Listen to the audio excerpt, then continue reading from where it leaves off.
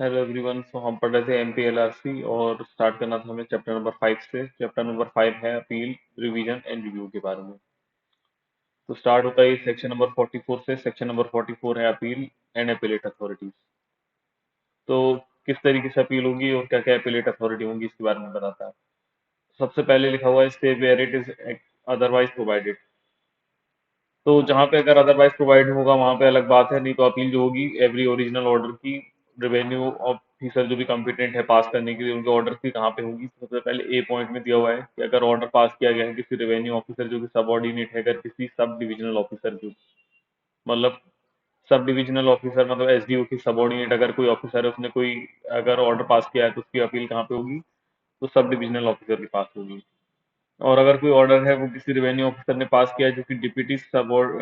Super sorry deputy सर्वे officer ने पास किया है तो उसकी अपील कहाँ पे होगी, तो डिप्यूटी सर्वे ऑफिसर के पास होगी। और अगर कोई ऑर्डर पास किया गया है सब डिविजनल ऑफिसर के द्वारा मतलब एसडीओ के द्वारा तो उसकी अपील कहाँ पे होगी, कलेक्टर के पास होगी। और अगर कोई ऑर्डर पास किया गया है डिप्यूटी सर्वे ऑफिसर के द्वारा तो उसकी डिस्ट्रिक्ट सर्वे ऑफिसर के पास अपील होगी। और अगर कोई ऑर्डर पास किया गया असिस्टेंट कलेक्टर या जॉइंट कलेक्टर या डिप्यूटी कलेक्टर के द्वारा तो उसकी अपील कहाँ पे होगी, तो जैसा कि उसमें पावर कन्फर की गई है उसको अगर सेक्शन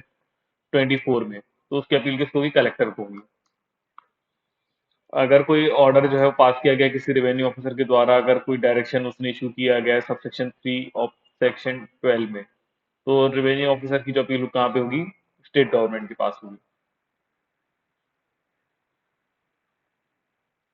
सॉरी, इसको मैंने गलत बता दिया। यहाँ पे क्या होता है कि उस रेवेन्यू ऑफिसर के पास होगी जिसको गवर्नमेंट डायरेक्ट करेगी, मतलब स्टेट गवर्नमेंट जैसा डायरेक्ट करेगी उस तरीके से उसकी अपील होगी। फिर अगर कोई भी ऑर्डर पास किया गया है कलेक्टर या डिस्ट्रिक्ट सर्वे ऑफिसर के द्वारा तो उसकी अपील कहाँ पे होगी, कमिश्नर के पास होगी। और अगर कमिश्नर ने कोई ऑर्डर पास किया है तो उसकी अपील कहाँ पे होगी, बोर्ड के पास होगी। तो इस तरीके से अपील होगी। फिर यहाँ पे सबसेक्शन 2 बताता है सेकंड अपील के बारे में। तो provided same as otherwise provide, जब तक अदरवाइज प्रोवाइड ना हुआ किया गया हो तब तक क्या होता है कि सेकंड अपील जो है वो पास किया गया है फर्स्ट अपील में। और जो रूल्स बनाए गए हैं वो यहाँ पे इस तरीके से दिए गए हैं कि अगर वो सब डिविजनल ऑफिसर ने पास किया या डिप्यूटी सर्वे ऑफिसर ने पास किया या फिर कलेक्टर ने पास किया या डिस्ट्रिक्ट सर्वे ऑफिसर ने पास किया तो उसकी अपील कहाँ पे होगी, सेकंड अपील कमिश्नर के पास होगी। और अगर कमिश्नर ने कोई ऑर्डर पास किया है तो उसकी सेकंड अपील कहाँ पे होगी, बोर्ड के पास होगी। अब यहाँ पे थर्ड पॉइंट बताता है, थर्ड सबसेक्शन बताता है कि जो सेकंड अपील है वो कब लाए होगी। तो केवल तभी लाए होगी जब ओरिजिनल ऑर्डर जो है वो पास किया गया है फर्स्ट अपील में। तो मतलब जो यहाँ पे ओरिजिनल ऑर्डर है in the first appeal has been varied, जब इसको ओरिजिनल ऑर्डर को फर्स्ट अपील में वेराई कर दिया गया, रिवर्स कर दिया गया, otherwise matter of the matter of cost को छोड़ के अगर किसी भी तरीके से जो फर्स्ट अपील में कुछ भी ऑर्डर जो है उसको अगर यहाँ पे वेराई कर दिया है, रिवर्स कर दिया गया है, अदरवाइज कुछ भी चेंज कर दिया गया ओरिजिनल ऑर्डर को फर्स्ट अपील में, तो ये उसकी सेकंड अपील होती है। और कॉस्ट के मैटर्स में नहीं, कॉस्ट तो क्या कहते हैं, कॉस्ट को छोड़ के मतलब अगर कॉस्ट से रिलेटेड कुछ मैटर है उसके अलावा यहाँ पे कुछ चेंज किया गया था फर्स्ट अपील में, तो उसकी अपील हो सकती है सेकंड अपील। और यहाँ पे जो फॉलोइंग ग्राउंड्स हैं इसके अलावा यहाँ पे कोई सेकंड अपील नहीं होती। तो यहाँ पे केवल अगर सेकंड अपील होगी तो किस ग्राउंड पे होगी, तो ग्राउंड पे याद रख लीजिए क्योंकि जो भी ऑर्डर यहाँ पे है अगर पास किया गया कॉन्ट्ररी टू लॉ है या यूसेज जो है मतलब जो एक तरीके से नॉर्मली वेज में जो चल रहा है उसके अगेंस्ट यहाँ पे पास कर दिया गया है जो कि having in force of law में है, मतलब जो लॉ में भी टाइम पीरियड में चल रहा है। और अगर यहाँ पे जो ऑर्डर है अगर वो फेल टू डिटरमाइन हो जाता है एक तरीके से मेटेरियल इशू ऑफ लॉ वगैरह को डिटरमाइन करने में या यूसेज जो भी टाइमिंग फोर्स में चल रहे हैं तो उनके अगेंस्ट यहाँ पे सेकंड अपील होती है। या फिर जो सब्सटेंशियल एरर या डिफेक्ट है यहाँ पे प्रोसीजर में जो कि प्रिस्क्राइब किया गया कोड में, और जो प्रोड्यूस एरर या डिफेक्ट है वो डिसीजन को मेरिट्स पे डिसाइड नहीं हो पा रहे उसके कारण। मतलब क्या होता है कि एक तरीके से जो सब्सटेंशियल एरर है और उसकी वजह से जो प्रोसीजर एरर वगैरह की है उससे यहाँ पे जो डिफेक्ट हो रहा है डिसीजन मेरिट्स पे डिसाइड करने में, तो उसकी अपील होती है सेकंड अपील। और जो भी ऑर्डर पास किए गए हैं रिव्यू में वो वेराई कर रहे हैं, रिवर्स कर रहे हैं ऑर्डर को, तो अपील किया जाएगा ओरिजिनल ऑर्डर में।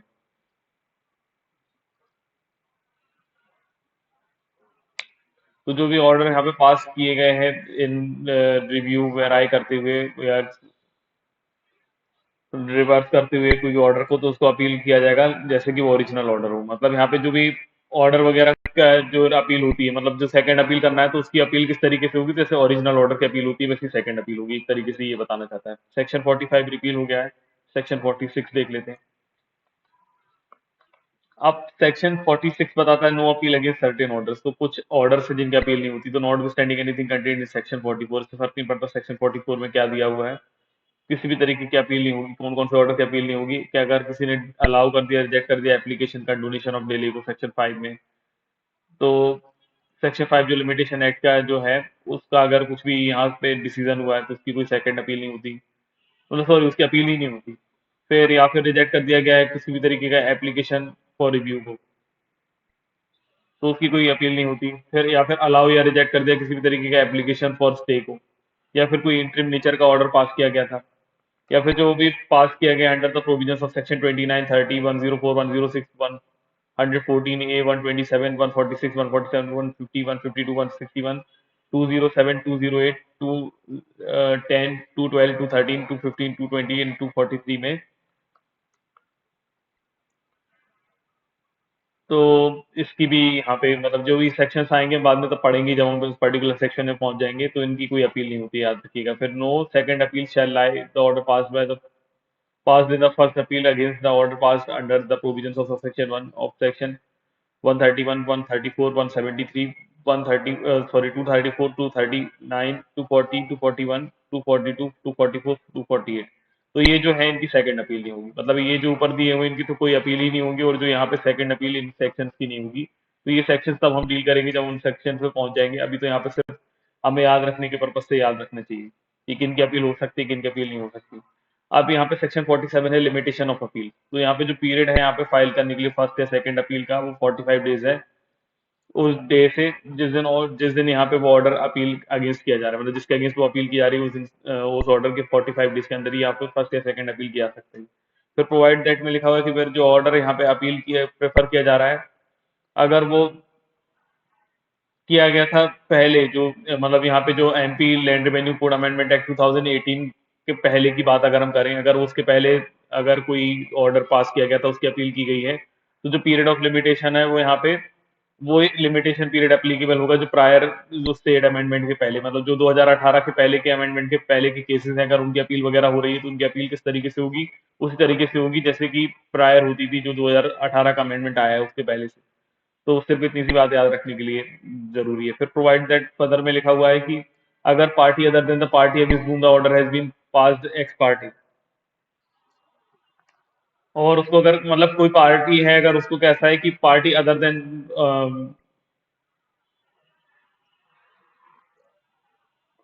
अगर कोई पार्टी है जिसके अगेंस्ट यहाँ पे एक्स पार्टी ऑर्डर पास किया गया था, मतलब उसको छोड़ के जिसके against x party order pass किया गया उसको छोड़ के अगर कोई पार्टी है उसको कोई प्रीवियस नोटिस नहीं था डेट का और ऑर्डर का जिस दिन वो पास किया गया, तो लिमिटेशन पीरियड कब से कंप्यूटेशन होगा, उस दिन से होगा जिस दिन से communication of the said order of such order होगा। मतलब क्या होता है कि किसी पार्टी को अगर किसी इन्फॉर्मेशन ही नहीं थी कि कब यहाँ पे उसके अगेंस्ट ऑर्डर पास किया गया, एक्स पार्टी ऑर्डर पास किया गया, तो उसका लिमिटेशन पीरियड कब से कैलकुलेट किया जाएगा, कब से कंप्यूट किया जाएगा, तो जिस दिन से उसको कम्युनिकेशन ऑफ ऑर्डर, जब से उसको वो ऑर्डर का जानकारी हुई तब से उसका लिमिटेशन पीरियड स्टार्ट होगा। सेक्शन नंबर 48 है copy of order objected to be accompanied to be accompany petition. तो यहाँ पे क्या होता है कि सिंपल सी बात है कि अगर आप अपील करना चाहते हैं किसी ऑर्डर के अगेंस्ट, तो उस ऑर्डर का जो कॉपी है वो आपको अकम्पनाई करना पड़ेगी। तो जनरल सी बात है कि जब भी हम किसी ऑर्डर के अगेंस्ट अपील करते हैं तो उस ऑर्डर की कॉपी भी यहाँ पे अटैच करके देना होती है, कंप्लाई करके देना होती है, जिससे अपीलेट कोर्ट को समझ में आए कि क्या ऑर्डर पास किया गया है। तो every petition for appeal review और रिवीजन जो भी है shall be accompanied by the certified copy. तो सर्टिफाइड कॉपी होना चाहिए उस ऑर्डर की जिसपे to whom such objection is made, जिससे यहाँ पे ऑब्जेक्शन मेड किया जाता है, unless the production of such copy is dispensed. और लेकिन यहाँ पे जिसके अगेंस्ट यहाँ पे अपील की जा रही है उसकी सर्टिफाइड कॉपी लगाना जरूरी है, लेकिन अनलेस में एक बात दे दी गई है कि अगर प्रोडक्शन उस कॉपी का डिस्पेंस विद किया गया तो यहाँ पे जरूरी नहीं होगा, तब बस जरूरी नहीं होगा अगर यहाँ पे डिस्पेंस विद कर दिया गया उसका प्रोडक्शन। अब सेक्शन नंबर 49 है पावर ऑफ अपीलेट अथॉरिटी। तो जो अपीलेट अथॉरिटी है वो डायरेक्ट कर सकती है कि एडमिट की जाए appeal after calling of record calling for the record, तो रिकॉर्ड्स को कॉल करने के बाद यहाँ पे अपील को एडमिट किया जा सकता है, और यहाँ पे एपेलेट को एक अपॉर्चुनिटी दी जाएगी कि वो एक बार उसको सुना जाए, और उसको समरीली यहाँ पे रिजेक्ट किया जा सकता है। तो जब भी यहाँ पे अपीलेट अथॉरिटी है वो या तो एडमिट कर सकती है अपील को, या फिर रिकॉर्ड वगैरह मंगाने के बाद और आप एक रीजनेबल अपॉर्चुनिटी देने के बाद अपीलेंट को समरीली रिजेक्ट भी कर सकती है। फिर प्रोवाइड दैट में लिखा हुआ है कि अपीलेट अथॉरिटी जो है यहाँ पे बाउंड नहीं है कॉल करने के लिए रिकॉर्ड, अगर यहाँ पे उनको लगता है कि वो टाइम बार्ड हो गए हैं और उनको लगता है कि यहाँ पे अपील लाई ही नहीं करती, तो रिकॉर्ड मंगाना भी जरूरी नहीं है। फिर यहाँ पे अगर अपील एडमिट हो जाती है तो यहाँ पे डेट फिक्स की जाएगी, और हियरिंग के लिए नोटिस को सर्व किया जाएगा रिस्पोंडेंट को, मतलब रिस्पोंडेंट को बुलाया जाएगा अगर अपील को एडमिट कर लिया गया है। और आफ्टर हियरिंग पार्टी अगर उनको अपीयर होता है ऐसा कि अपीलेट अथॉरिटी जो है वो कंफर्म कर सकती है, वेरी कर सकती है, रिवर्स कर सकती है किसी भी ऑर्डर जिसको यहाँ पे अपील किया गया है, तो यहाँ पे फिर जब हियरिंग ऑफ पार्टी हो जाती है उसके बाद यहाँ पे वो अपने ऑर्डर को कंफर्म कर सकते हैं, वेरी कर सकते हैं, रिवर्स भी कर सकते हैं जिसके अगेंस्ट यहाँ पे अपील की गई, और डायरेक्ट कर सकते हैं फर्दर इन्वेस्टिगेशन करने के लिए, किसी भी एडिशनल एविडेंस को लेने के लिए जो भी उनको नेसेसरी लगता है, या तो वो खुद ले सकते हैं या फिर एडिशनल एविडेंस को रिमांड कर सकते हैं और केस को डिस्पोजल करने के लिए डायरेक्शन दे सकते हैं जैसा कि उनको ठीक लगे। फिर प्रोवाइड दैट में लिखा हुआ है कि जो एपिलेट अथॉरिटी है वो शैल नॉट ऑर्डिनरी रिमांड, वो ऑर्डिनरी रिमांड नहीं करेगी केस को डिस्पोजल करने के लिए रेवेन्यू ऑफिसर को सबऑर्डिनेट जो उनके हैं।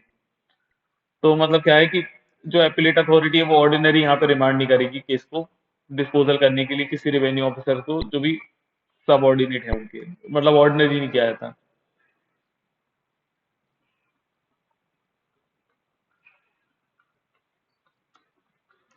सेक्शन 50 है रिवीजन, तो रिवीजन भी यहाँ पे किया जाता है subject to the provisions of subsection 2, subsection 3, subsection 4 and 5। तो यहाँ पे जो क्या है कि बोर्ड जो है अगर उसको यहाँ पे किसी भी टाइम अगर खुद से खुद के मोशन में मतलब उनको खुद ही लगता है यहाँ पे, या फिर किसी एप्लीकेशन की गई किसी पार्टी के द्वारा, तो यहाँ पे कॉल कर सकते हैं रिकॉर्ड किसी भी केस को, डिसाइड कर सकते हैं प्रोसीडिंग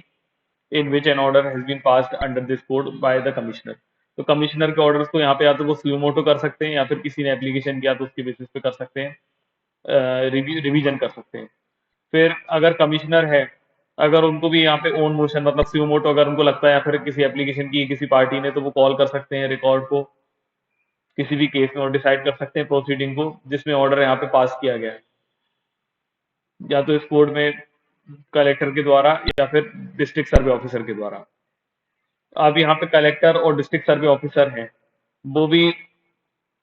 किसी भी टाइम या तो ओन मोशन पे या फिर एप्लीकेशन ऑफ पार्टी में यहाँ पे कॉल कर सकते हैं रिकॉर्ड को, केस को, और डिसाइड कर सकते हैं प्रोसीडिंग जो भी है जिसमें यहाँ पे ऑर्डर कोई भी पास किया गया है इस कोड में किसी भी रेवेन्यू ऑफिसर के द्वारा जो भी सबऑर्डिनेट है उनके। और लेकिन ये किस बेसिस पे होगी, तो if it appears that the subordinate revenue officer, subordinate revenue officer ने क्या किया होगा तब यहाँ पे जो है रिवीजन किया जाएगा। तो सबसे पहले अगर उन्होंने कुछ ऐसी जुरिडिक्शन एक्सरसाइज कर ली जो कि उनको वेस्टेड नहीं है इस कोड के द्वारा, मतलब इस कोड के द्वारा उनको कोई जुरिडिक्शन वेस्ट नहीं की गई है, तभी उन्होंने एक्सरसाइज कर ली, या फिर वो फेल टू एक्सरसाइज हो गए हैं जुरिडिक्शन करने के लिए जो उनको वेस्ट की गई है, मतलब जो उनको जुरिडिक्शन दी गई है उसको यहाँ पे वो फेल कर गए हैं, जो भी उनको जुरिडिक्शन यहाँ पे वेस्ट की गई है, या फिर उन्होंने यहाँ पे एक्ट किया गया है excise of jurisdiction illegally illegally या मटेरियल इरेगुलरिटी के साथ उन्होंने यहाँ पे जुरिडिक्शन को एक्साइज किया गया है। तो जो बोर्ड और कमिश्नर है या फिर कलेक्टर या फिर डिस्ट्रिक्ट सर्वे ऑफिसर जो हैं वो यहाँ पे ऑर्डर कर सकते हैं जैसा कि उनको ठीक लगता है, एज द केस मतलब in the case as it or he thinks fit, मतलब जो उनको ठीक लगता है उस हिसाब से वो कर सकते हैं। फिर सबसेक्शन 2 है no application for revision shall be entertain, तो यहाँ पे रिवीजन की एप्लीकेशन कब कब एंटरटेन नहीं की जाएगी। तो यहाँ पे अगर कोई भी ऑर्डर है जो कि अपीलेबल है इन दिस कोड में, मतलब जिसकी अपील हो सकती है, तो उसका रिवीजन नहीं होगा, जनरल सी बात है। फिर या फिर against any order pass in the second appeal under this code, अगर किसी सेकंड अपील में कोई ऑर्डर पास किया गया है तो उसका रिवीजन नहीं होगा।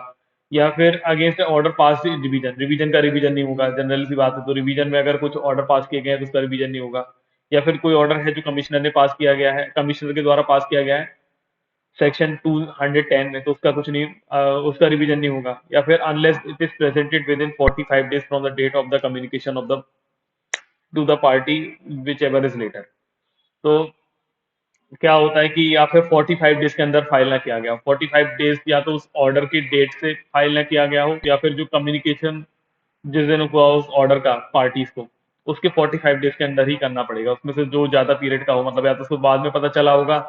तो 45 डेज उसके जिस दिन कम्युनिकेशन हुआ उस ऑर्डर का उस दिन से काउंट किए जाएंगे, या फिर उस दिन से भी काउंट किए जा सकते हैं अगर उसको ऑर्डर का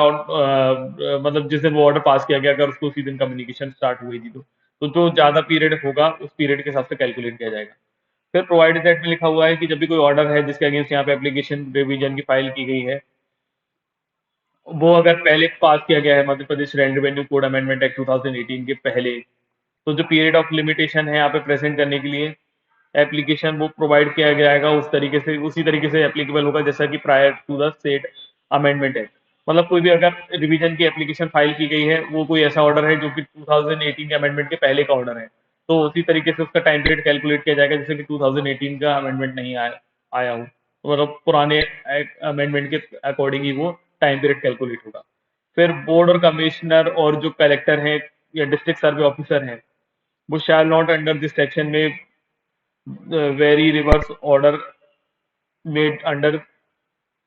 made any order decided an issue in the course of proceeding except। तो यहाँ पे क्या होता है कि कोई भी कमिश्नर कलेक्टर वगैरह डिस्ट्रिक्ट सर्वे ऑफिसर है वो यहाँ पे किसी भी तरीके का वेरी रिवर्स या किसी भी तरीके का ऑर्डर को नहीं कर सकते किसी भी प्रोसीडिंग में, जब तक कि अगर वो ऑर्डर जो है वो फेवर में नहीं जा रहा हो जो पार्टी अप्लाई कर रही है रिवीजन के लिए उसके, और would have been finally dispose of the proceeding. या तो मतलब क्या होता है कि वो यहाँ पे तब तक उस ऑर्डर को चेंजेस वगैरह नहीं करेंगे जिनके अगेंस्ट मतलब जो भी रिवीजन कर रहे हैं वो कब नहीं करेंगे, जब तक कि वो रिवीजन में कुछ ऐसा ऑर्डर ना पास कर रहे हो जो जिस पार्टी ने यहाँ पे रिवीजन के लिए एप्लीकेबल किया है, अप्लाई किया है, मतलब उस पार्टी के फेवर में हो रहा हो, या फिर जो फाइनली डिस्पोज ऑफ कर देगा प्रोसीडिंग को। और अगर या तो उनको ऐसा लगता हो कि जो अगर ऑर्डर जो है अगर वो अलाउ कर देंगे स्टैंड करने के लिए, मतलब यहाँ पे वो उस ऑर्डर को ही रेगुलर कर देंगे, मतलब जो पहला जिसके अगेंस्ट यहाँ पे रिवीजन किया गया है अगर वो जिस ऑर्डर के अगेंस्ट रिवीजन किया जा रहा है उस ऑर्डर को अगर वो कंटिन्यू रखते हैं उनको ऐसा लगता है, तो यहाँ पे occasion of failure of justice हो जाएगा और इररेपरेबल इंजरी हो जाएगी किसी पार्टी को जिसके अगेंस्ट यहाँ पे ऑर्डर किया जा रहा है। तो यहाँ पे फिर वेरी वगैरह कर सकते हैं। फिर यहाँ पे जो रिवीजन है वो shall not operate stay of the proceeding, तो जो अभी यहाँ पे रिवीजन किया गया है उसमें किसी भी तरीके की जो प्रोसीडिंग में स्टे नहीं लगाया जाता है रेवेन्यू ऑफिसर के द्वारा, और रेवेन्यू ऑफिसर लगा सकते हैं एक्सेप्ट में लिखा हुआ है वेयर जब प्रोसीडिंग को यहाँ पे तब स्टे लगा दिया जाता है ऑर्डर पे बोर्ड या कमिश्नर के द्वारा या कलेक्टर के द्वारा या डिस्ट्रिक्ट सर्वे ऑफिसर के द्वारा, ऐसा केस में भी। मतलब क्या होता है, मैं 4 वाले सबसेक्शन को फिर से समझा देता हूँ कि जब भी जनरली किसी रिवीजन ऑर्डर चल रहा है, मतलब यहाँ पे रिवीजन के लिए एप्लीकेशन किसी ने कर दिया, तो जिस ऑर्डर के अगेंस्ट यहाँ पे एप्लीकेशन की गई है रिवीजन की, उस ऑर्डर को यहाँ पे जनरली स्टे नहीं किया था। अगर प्रोसीडिंग स्टे की जाती है तो बोर्ड कमिश्नर कलेक्टर या डिस्ट्रिक्ट सर्वे ऑफिसर जो है जो कर रहे हैं वो यहाँ पे डायरेक्ट करेंगे, तब यहाँ पे स्टे होगा। फिर किसी भी तरीके का ऑर्डर जो है वो यहाँ पे वेरी नहीं किया जाएगा, रिवर्स नहीं किया जाएगा रिवीजन में, जब तक कि नोटिस ना दिया दिया जाए पार्टीज जो भी इंटरेस्टेड हैं उनको एक अपॉर्चुनिटी नहीं दी जाए ऑफ हर्ड की, मतलब उनको एक बार सुन नहीं लिया जाता, मतलब किसी भी तरीके का यहाँ पे ऑर्डर को वेरी रिवर्स या रिवर्स नहीं किया जाएगा रिवीजन में जब तक कि जो पार्टी इंटरेस्टेड है उनको यहाँ पे एक अपॉर्चुनिटी ऑफ बीइंग हर्ड नहीं दे दिया जाता। फिर एक्सप्लेनेशन में लिखा हुआ है for the purpose of this section all revenue officers are deemed to be subordinate to board, तो इस मतलब इस पर्पस के लिए यहाँ पे माना जाएगा कि जो भी रेवेन्यू ऑफिसर्स हैं वो किसको सबऑर्डिनेट माने जाएंगे, बोर्ड के सबऑर्डिनेट माने जाएंगे, जो भी रेवेन्यू ऑफिसर्स हैं उनको बोर्ड के सबऑर्डिनेट माना जाएगा। फिर सेक्शन 51 है रिव्यू ऑफ ऑर्डर्स, तो यहाँ पे जो बोर्ड है या फिर रेवेन्यू ऑफिसर है वो यहाँ पे या तो सुमोटो या फिर कोई अभी एप्लीकेशन किसी पार्टी इंटरेस्टेड ने यहाँ पे की है तो रिव्यू कर सकते हैं जो भी ऑर्डर पास किया गया है उनके द्वारा, या फिर प्रीडिसेसर इन ऑफिस, और वो पास कर सकते हैं कोई भी order in reference thereto as things fit provided that. तो यहाँ पे रिव्यू का मतलब होता है कि सेम खुद ही के जो ऑर्डर्स हैं उनको यहाँ पे रिव्यू कर लेना। तो यहाँ पे जो बोर्ड है कोई रेवेन्यू ऑफिसर है या तो सीओमोटो मतलब खुद से ही या फिर किसी एप्लीकेशन की गई है किसी इंटरेस्टेड पार्टी के द्वारा, तो वो रिव्यू कर सकते हैं जो भी ऑर्डर पास किए गए हैं उनके द्वारा, या किसी प्रीडिसेसर, मतलब जो पहले सपोज करिए कि कोई कलेक्टर था, अब उसकी जगह नया कलेक्टर आगे ट्रांसफर हो गया पुराने वाले कलेक्टर का, तो क्या होता है कि उसके प्रीडिसेसर की अपील भी यही सुनेगी, मतलब जो पहले कलेक्टर था उन्होंने कुछ ऑर्डर पास किया गया होगा, अब नए कलेक्टर अपॉइंट हो गए ट्रांसफर होने के बाद, तो नए कलेक्टर भी अपने पुराने वाले कलेक्टर की जो मतलब रिव्यू होंगे वो सुन सकते हैं। लेकिन प्रोवाइडेड दैट में लिखा हुआ है कि अगर कमिश्नर, कलेक्टर या डिस्ट्रिक्ट सर्वे ऑफिसर जो हैं, अगर उनको नेसेसरी लगता है रिव्यू करने के लिए कुछ भी ऑर्डर जो कि उन्होंने खुद नहीं पास किया था और पास किया गया था, जो उनके प्रेडिसेसर थे उनके द्वारा पास किया गया था, तो उनको यहाँ पे सैंक्शन लेना पड़ेगा बोर्ड का। और अगर वो कोई ऑफिसर है जो सबॉर्डिनेट है कलेक्टर के, डिस्ट्रिक्ट सर्वे ऑफिसर के, तो उनको यहाँ पे रिव्यू करने के लिए उस ऑर्डर को या तो उन्होंने पास किया गया, उनके द्वारा ही पास किया गया हो, या उनके सबॉर्डिन मतलब उनके प्रीडिसेसर के द्वारा पास किया गया हो, तो उनको फर्स्ट सेंक्शन लेना पड़ेगा राइटिंग में कलेक्टर या डिस्ट्रिक्ट सर्वे ऑफिसर का, या फिर जिनके वो इमीडिएट सबॉर्डिनेट है। तो जनरल सी बात है कि क्या होता है कि अगर वो खुद कई ऑर्डर रिव्यू कर रहे हैं तो उनको कोई सेंक्शन लेने की जरूरत नहीं है। लेकिन सपोज करिए कि कमिश्नर, कलेक्टर या डिस्ट्रिक्ट सर्वे ऑफिसर जो हैं, वो लोग ऐसे हैं कि जो किसी की जगह पर आ गए हैं, वो किसी ऐसी जगह पे अब किसी का ऑर्डर रिव्यू कर रहे हैं जो उनके प्रीडिसेसर इन ऑफिस थी, मतलब जो पहले से किसी अदर पर्सन ने ऑर्डर पास किया गया था जो उनकी जगह पे था, उनके अगर उनको ऑर्डर को एक तरीके से रिव्यू करना है तो उनको पहले सेंक्शन लेना पड़ेगा। सेंक्शन किसका लेना पड़ेगा कि अगर ये कमिश्नर, कलेक्टर वगैरह है तो उनको लेना पड़ेगा बोर्ड का। और अगर बाकी कोई ऑफिसर है, वो किसी सबॉर्डिनेट है किसी कलेक्टर या डिस्ट्रिक्ट सर्वे ऑफिसर का, जो और रिव्यू करना चाहता है, तो वो रिव्यू किसको करेगा, मतलब वो किसको करेगा सेंक्शन के लिए, तो कलेक्टर या डिस्ट्रिक्ट सर्वे ऑफिसर से, वो जिनके मतलब वो सबॉर्डिनेट होगा उनसे वो यहाँ पे परमिशन ले लेगा, सेंक्शन ले लेगा कह सकते हैं। फिर यहाँ पे किसी भी तरीके का ऑर्डर जो है वो वेरी या रिवर्स नहीं किया जाएगा जब तक कि नोटिस नहीं दे देते इंटरेस्टेड पार्टी को कि वो अपीयर हो जाए और उसको सुना जाए उस ऑर्डर के लिए। फिर यहाँ पे कोई भी ऑर्डर है इस अपील में उसको नहीं किया जाएगा subject to any revision, the proceeding shall as long as the appeal और the proceeding is pending be review. तो यहाँ पे क्या होता है कि किसी भी तरीके की यहाँ पे रिव्यू तब नहीं होगा जब यहाँ पे उसी से रिलेटेड कोई रिवीजन प्रोसीडिंग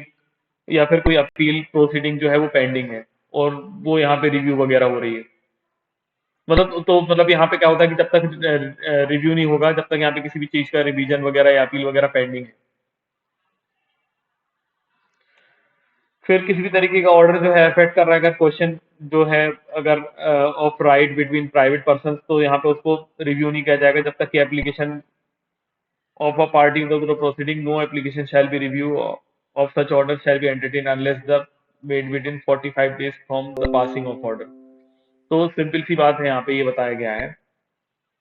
कि जो भी ऑर्डर है अगर वो अफेक्ट कर रहा है किसी पर्सन को, प्राइवेट पर्सन को, तो उसकी यहाँ पे क्या होता है कि अपील मतलब यहाँ पे रिव्यू नहीं होगा जब तक कि किसी पार्टी ने यहाँ पे एप्लीकेशन नहीं किया हो, मतलब जब तक कोई पार्टी को एप्लीकेशन करना पड़ेगा। मतलब क्या होता है कि जनरली हम देख रहे हैं कि रिव्यू कैसे भी हो सकता है, या तो फ्यूमोटो भी हो सकता है या तो किसी पार्टी के एप्लीकेशन के द्वारा हो सकता है जो कि इंटरेस्टेड है। लेकिन अगर कोई ऐसा क्वेश्चन अफेक्ट कर रहा है जो कि question of right between the private person है, तो उसका जो रिव्यू होगा वो केवल तब होगा जब यहाँ पे एप्लीकेशन की गई हो पार्टीज टू द प्रोसीडिंग के द्वारा। और यहाँ पे उसको एंटरटेन भी तब तक नहीं किया जा सकता जब तक कि वो 45 डेज के अंदर ही ना यहाँ पे पेश की गई हो, मतलब 45 डेज के अंदर ही उसको पास किया जाना मतलब एप्लीकेशन किया जाना चाहिए, मतलब विद इन 45 डेज ही उसको फाइल किया जाना चाहिए, तभी यहाँ पे एंटरटेन करा जा सकता है अगर वो किसी प्राइवेट पर्सन के राइट को अफेक्ट करती है तो। फिर कोई भी ऑर्डर जो है उसको रिव्यू नहीं किया जा सकता जब तक कि फॉलोइंग ग्राउंड नहीं मिली, जब तक कि यहाँ पे कौन कौन से ग्राउंड ना हो तब तक, मतलब यहाँ पे रिव्यू करने के लिए कौन कौन से ग्राउंड होना जरूरी है। तो सबसे पहले कुछ डिस्कवरी होना चाहिए, new important matter of evidence की, मतलब इंपॉर्टेंट मैटर या एविडेंस कुछ नया मिल गया हो। After the exercise of due diligence, मतलब ड्यू डिलीजेंस के बाद उनको मिला हो और जो उनके नॉलेज में ना हो एप्लीकेंट के, और could not be produced by him at the time when the order was made, जब यहाँ पे फर्स्ट ऑर्डर यहाँ पे मेड किया गया था तब उनके नॉलेज में या उनके द्वारा डिस्कवर नहीं किया जा सकता था। तो यहाँ पे कुछ डिस्कवरी होना चाहिए न्यू इंपॉर्टेंट मैटर की या एविडेंस की, या फिर कुछ मिस्टेक या एरर होना चाहिए अपेरेंट फेस ऑफ रिकॉर्ड में, मतलब कुछ अपेरेंट फेस ऑफ रिकॉर्ड में कुछ यहाँ पे मिस्टेक या एरर होना चाहिए, या कोई अदर सफिशिएंट रीजन होना चाहिए। अब for the purpose of this section collector shall deem to be successor in office of any revenue officer who has left the district or has ceased to exercise the power as a revenue officer and to whom no successor in the district। तो कभी कभी क्या होता है कि suppose करिए कि कोई यहाँ पे कोई कलेक्टर से छोटा कोई एक रेवेन्यू ऑफिसर था। अब उस रेवेन्यू ऑफिसर का जो ऑफिस है अगर वो खत्म हो गया या उसकी जगह कोई सक्सेसर इन ऑफिस अपॉइंट नहीं हुआ तो उसका यहाँ पे कलेक्टर जो है वो यहाँ पे सक्सेसर इन ऑफिस माना जाएगा अगर उसका कोई सक्सेसर इन ऑफिस उस डिस्ट्रिक्ट में नहीं है। मतलब सपोज करिए कोई पोस्ट होगी, वो पोस्ट अब गवर्नमेंट ने खत्म कर दी और उसके द्वारा कोई ऑर्डर पास किया गया था, अब उसका रिव्यू होना है तो उसका रिव्यू किसके पास होगा ऐसी कंडीशन में? कलेक्टर के पास। फिर जो भी ऑर्डर पास किया गया है उसकी अपील और रिवीजन है वो शैल नॉट बी रिव्यू, तो उसको रिव्यू नहीं किया जाएगा जब तक कि रेवेन्यू ऑफिसर जो सबऑर्डिनेट है एपिलेट और रिविजनल अथॉरिटी के। मतलब क्या होता है कि किसी भी ऑर्डर जो भी है यहाँ पे डेल्ट किया गया है अपील में और रिवीजन में वो यहाँ पे रिव्यू नहीं किया जाता है रेवेन्यू ऑफिसर जो सबऑर्डिनेट है एपिलेट और रिविजनल अथॉरिटी के। मतलब क्या होता है कि कोई भी ऑर्डर जो पास किया जाएगा यहाँ पे अपील या रिवीजन वगैरह में वो रिव्यू में वो यहाँ पे मतलब सॉरी यहाँ पे मैं फिर से बताता हूँ, कोई भी जो ऑर्डर है यहाँ पे अगर वो जिसकी अपील या रिवीजन है यहाँ पे उसका रिव्यू नहीं किया जाएगा किसी भी ऐसे रेवेन्यू ऑफिसर के द्वारा जो सबऑर्डिनेट है एपिलेट या रिविजनल अथॉरिटी के। मतलब सपोज करिए इसका एग्जांपल देता हूं मैं कि सपोज करिए कोई ऑर्डर जो है अगर वो पास किया गया है सपोज करिए कलेक्टर ने और उसकी जो अपील रिवीजन वगैरह है वो उसकी जो है वो नहीं हो सकती तो उसका रिव्यू भी नहीं होगा किसी सब रेवेन्यू ऑफिसर के द्वारा जो भी सबऑर्डिनेट है मतलब उनसे जो छोटा है उनके द्वारा यहाँ पे किसी भी तरीके का एपिलेट या रिविजनल अथॉरिटी नहीं बन सकती। मतलब सपोज करिए कोई ऑर्डर कलेक्टर ने पास किया तो उसका रिव्यू जो होगा वो रिव्यू भी उससे हायर अथॉरिटी कर सकती है, लोअर अथॉरिटी जो है मतलब जो उनके सबऑर्डिनेट है वो जनरली उस ऑर्डर के साथ कुछ भी चेंजेस नहीं कर सकते क्योंकि उनको अथॉरिटी होगी ही नहीं। सिंपल सी बात है। तो मतलब उनके जो सबऑर्डिनेट है वो यहाँ पे रिविजनल अथॉरिटी एक्सरसाइज नहीं करेंगे, सिंपल सी बात है। फिर सेक्शन 52 है stay of execution of order. तो जो भी रेवेन्यू ऑफिसर है जिन्होंने यहाँ पे ऑर्डर पास किया गया था या उनके सक्सेसर इन ऑफिस हैं और before expiry of the set period जो भी प्रिस्क्राइब किया गया है अपील और रिवीजन के लिए वो डायरेक्ट कर सकते हैं कि जो एग्जीक्यूशन है सो ऑर्डर का वो स्टे होगा उस टाइम पीरियड के लिए जो टाइम पीरियड यहाँ पे रिक्विसाइट लगता है यहाँ पे अपील या रिवीजन वगैरह के लिए। और जो stay and obtaining a stay for the appellate and revisional authority. तो यहाँ पे क्या होता है कि जो रेवेन्यू ऑफिसर है जनरली वो एक तरीके से तब तक के लिए अपने ऑर्डर को एग्जीक्यूशन के लिए स्टे रखेंगे जब तक वो टाइम पीरियड यहाँ पे अपील या रिवीजन वगैरह के लिए दिया गया है। और उनको लगता है कि अगर यहाँ पे जो पर्सन है वो फाइल करेगा अपील रिवीजन तो उसको यहाँ पे ऑब्टेन करना पड़ेगा ऑर्डर एपिलेट या रिविजनल अथॉरिटी से स्टे लगाने के लिए, तो उसको यहाँ पे पहले से वो स्टे लगा देंगे एक तरीके से कि जब तक यहाँ पे मैंने कोई ऑर्डर पास तो कर दिया लेकिन मुझे लगता है कि अभी जो अपोजिशन है वो यहाँ पे उस टाइम पीरियड के में अपील या रिवीजन के लिए अप्लाई कर सकती है तो उसके लिए वो यहाँ पे स्टे लगा देंगे। फिर जो एपिलेट या रिविजनल अथॉरिटी है वो डायरेक्ट कर सकती है कि एग्जीक्यूशन जो भी ऑर्डर है यहाँ पे जिसके अगेंस्ट यहाँ पे अपील वगैरह फाइल हो सकती है तो वो यहाँ पे क्या कर सकते हैं स्टे कर सकते हैं उस टाइम पीरियड के लिए जिस टाइम पीरियड के लिए वो ठीक लगता है। तो मतलब यहाँ पे पहले में तो क्या होता है कि जो रेवेन्यू ऑफिसर है जो ऑर्डर पास कर रहे हैं वो यहाँ पे स्टे कर सकते हैं। दूसरे में क्या होता है एपिलेट या रिविजनल अथॉरिटी है वो टाइम टू टाइम डायरेक्ट कर सकते हैं कि जो एग्जीक्यूशन है ऑर्डर का उसको स्टे रखा जाए। और जो एक्सरसाइज कर रही है अथॉरिटी यहाँ पे एक्सरसाइज कर रही है पावर सेक्शन 50 में 51 में वो भी यहाँ पे डायरेक्ट कर सकती है कि एग्जीक्यूशन ऑफ जो ऑर्डर है यहाँ पे रिवीजन रिव्यू के टाइम पे वो स्टे कर दिया जाएगा उस टाइम पीरियड के लिए जो उनको ठीक लगता है। फिर जो रेवेन्यू ऑफिसर है या कोई अथॉरिटी है जो डायरेक्ट कर सकती है कि यहाँ पे एग्जीक्यूशन होगा उस ऑर्डर का वो स्टे कर दिया जाता है तो वो कुछ कंडीशन भी इम्पोज कर सकते हैं उस ऑर्डर में और बोल सकते हैं कि सिक्योरिटी वगैरह फर्निश की जाए जो कि उनको ठीक लगता है। मतलब जो रिवेन्यू ऑफिसर है कोई अथॉरिटी है जो यहाँ पे एग्जीक्यूशन कर रही है स्टे कर रही है मतलब एग्जीक्यूशन का स्टे कर रही है ऑर्डर का वो यहाँ पे कुछ कंडीशन को भी इम्पोज कर सकती है और ऊपर से कुछ सिक्योरिटीज भी बोल सकती है पार्टीज को भी फर्निश करें जो उनको ठीक लगता है। फिर यहाँ पे no order directing the stay of execution of order shall be passed except in accordance with the provisions of this section. तो यहाँ पे किसी भी तरीके का ऑर्डर जो है एग्जीक्यूशन का वो यहाँ पे पास नहीं किया जा सकता जब तक कि वो इन accordance with the provisions of this section ना हो। मतलब यहाँ पे किसी भी तरीके का स्टे तभी लगाया जाएगा जब वो इन accordance with the provisions of this section, otherwise यहाँ पे किसी भी तरीके का स्टे नहीं दिया जाएगा। फिर सेक्शन 53 है एप्लीकेशन ऑफ लिमिटेशन एक्ट। तो यहाँ पे जो प्रोविजंस है, subject to the any express provisions contained in this code, the provisions of Indian limitation act 1908 shall apply for all appeal application for review under this code. तो simple सी बात है कि यहाँ पे बता रहा है कि जो एप्लीकेशन ऑफ लिमिटेशन एक्ट है, लिमिटेशन एक्ट यहाँ पे एप्लीकेबल होगा अगर यहाँ पे कुछ एक्सप्रेसली प्रोवाइड किया गया है। जैसे यहाँ पे हमने देखा कि कुछ चीजों के लिए यहाँ पे 45 डेज का टाइम पीरियड अलग से यहाँ पे बता दिया गया है, तो यहाँ पे वो चीजें एप्लीकेबल होंगी। लेकिन अगर कोई टाइम पीरियड यहाँ पे बताया नहीं गया है, तो जो अपील एप्लीकेशन या रिव्यू वगैरह के लिए टाइम पीरियड होगा वो किसके अकॉर्डिंग कैलकुलेट किया जाएगा, तो वो लिमिटेशन एक्ट के अकॉर्डिंग कैलकुलेट किया जाएगा। अब सेक्शन 54 है पेंडिंग रिवीजन। तो यहाँ पे लिखा हुआ है नॉट स्टैंडिंग एनीथिंग कंटेंट इस चैप्टर। इससे फर्क नहीं पड़ता इस चैप्टर में क्या लिखा हुआ है, जो भी प्रोसीडिंग है अगर यहाँ पे पेंडिंग है रिवीजन, कोई जो भी पेंडिंग है यहाँ पे इमीडिएटली, मतलब इससे पहले जब भी जो मध्य Pradesh land revenue amendment act 2018 आया था उसके पहले, तो अगर वो इनिशिएट की गई हैं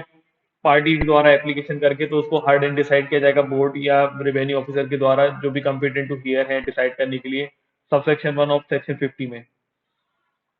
जैसे कि यहाँ पे अफोर्सेड अमेंडमेंट एक्ट जो है वो उसमें जो दिया हुआ है उसमें if required for this purpose shall be transferred to such competent revenue officer. तो सिंपल सी बात है, ये पॉइंट यहाँ पे ये बताता है कि अगर वो इनिशिएट किया गया है एप्लीकेशन ऑफ पार्टीज में, तो अगर वो डिसाइड कर किया जाना है बोर्ड या रेवेन्यू ऑफिसर के द्वारा, जो भी यहाँ पे कंपिटेंट है ये डिसाइड करने के लिए सेक्शन 50 में अमेंडमेंट एक्ट के द्वारा, तो उसको उसके द्वारा ट्रांसफर कर दिया जाएगा उस कंपिटेंट रेवेन्यू ऑफिसर के पास जो यहाँ पे डिसाइड करने के लिए एलिजिबल है। अगर वो इनिशिएट किया गया स्यूमोटो, अगर बोर्ड या रेवेन्यू ऑफिसर ने खुद से ही डिसाइड करने के लिए यहाँ पे स्यूमोटो, मतलब स्यूमोटो एक तरीके से डिसाइड करने के लिए उस मैटर को ले लिया है, तो वो हार्ड डिसाइड किया जाएगा बोर्ड या उस रेवेन्यू ऑफिसर के द्वारा, जैसे कि अमेंडमेंट एक्ट जो है वो पास ही ना हुआ हो। और अगर वो इनिशिएट किया गया है सेटलमेंट कमिश्नर के द्वारा, तो उसको ट्रांसफर कर दिया जाएगा कमिश्नर को उस कंसर्न डिवीजन के, जो यहाँ पे उसको डिसाइड करेगा। अगर मतलब यहाँ पे इनिशिएट किया गया था वो सेटलमेंट कमीशन के द्वारा, तो उसको किसको ट्रांसफर कर देंगे, कमिश्नर उस कंसर्न डिवीजन के, और वो यहाँ पे हर डिसाइड करेगा उस मैटर को। और if initiated by the settlement officer, अगर वो सेटलमेंट ऑफिसर के द्वारा इनिशिएट किया गया, तो उसको ट्रांसफर कर दिया जाएगा डिस्ट्रिक्ट सर्वे ऑफिसर को या फिर कलेक्टर को, जैसा कि होगा ऐसा केस में भी, मतलब जैसा कि वो हो, मतलब या तो डिस्ट्रिक्ट सर्वे ऑफिसर के कर दिया जाएगा कलेक्टर के द्वारा, और वो यहाँ पे हार्ड एंड डिसाइड करेंगे। फिर सेक्शन 54 ए और 55 ए है जो है वो रिपील हो गया। अब सेक्शन 56 देख लेते हैं, लास्ट सेक्शन। तो लास्ट सेक्शन है कंस्ट्रक्शन ऑफ ऑर्डर। तो इन दिस चैप्टर, जब तक कि इस चैप्टर में अगर अदरवाइज नहीं बताया गया हो, तो जो एक्सप्रेशन ऑर्डर है उसका मतलब क्या होगा, तो ऑर्डर का मतलब होगा जो भी formal expression of the decision है, जो भी मतलब फॉर्मल एक्सप्रेशन है जिसकी बेसिस पे डिसीजन दिया गया, मतलब डिसीजन का एक फॉर्मल एक्सप्रेशन है जो कि किसी बोर्ड या रेवेन्यू ऑफिसर ने दिया हुआ है किसी भी मैटर के रिस्पेक्ट में, जो भी पावर वो एक्सरसाइज कर रहे हैं अंडर दिस कोड, इस कोड के अंडर वो यहाँ पे पावर्स को एक्सरसाइज करते हुए अगर उन्होंने कोई भी डिसीजन वगैरह दिया हुआ है, तो उसका फॉर्मल एक्सप्रेशन को हम यहाँ पे ऑर्डर बोलेंगे। सिंपल सी बात है। तो आज हमने चैप्टर नंबर 5 भी देख लिया, नेक्स्ट वीडियो हम चैप्टर नंबर 6 से पढ़ेंगे।